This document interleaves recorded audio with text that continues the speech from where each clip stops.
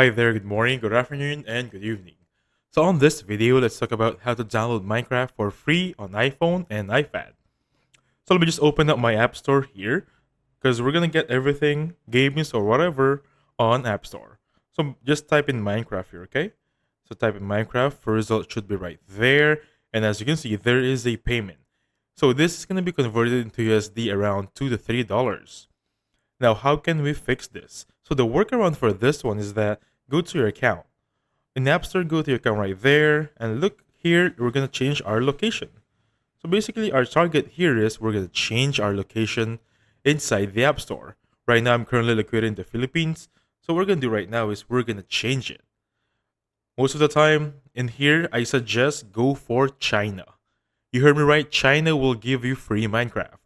Just type in here, look for China, and you'll be good to go. China mainland, and then just fill up the documents there, and that's it. You can download Minecraft for free moving forward. And that's it. Thank you so much for watching. I'll catch you guys on the next one.